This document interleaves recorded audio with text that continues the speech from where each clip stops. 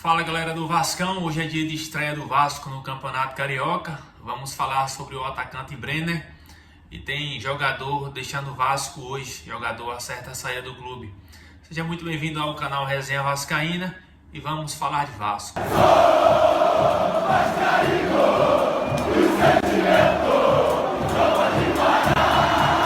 Antes de falar da estreia do Vasco no Campeonato Carioca, vamos falar sobre as negociações entre Vasco e o atacante Brenner. Segundo informações, o atleta aceitou a proposta do Vasco. Ele que tem um bom relacionamento com o treinador Fernando Diniz.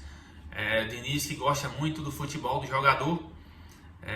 O Vasco e o jogador se acertaram.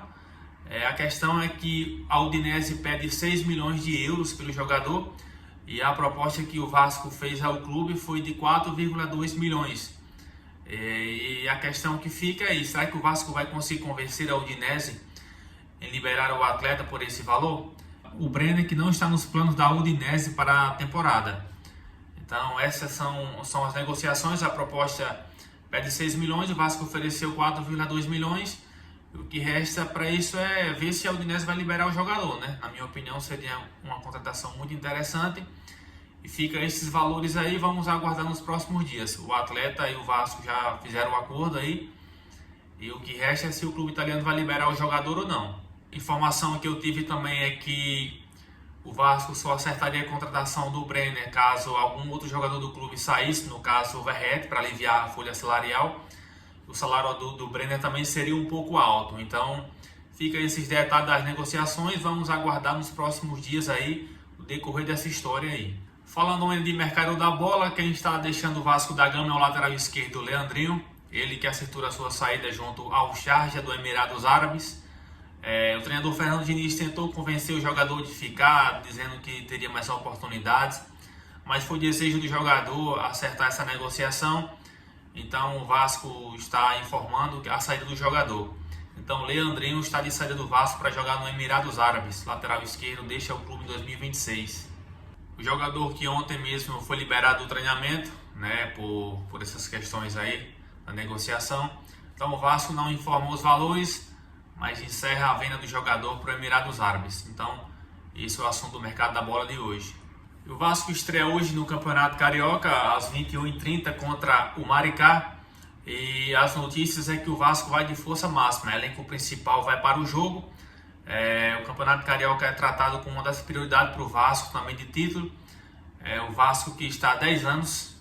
O último título foi em 2016, sem conquistar a competição.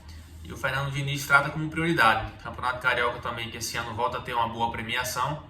E segundo informações, o treinador Fernando Diniz quer ir logo com um time titular para o jogo.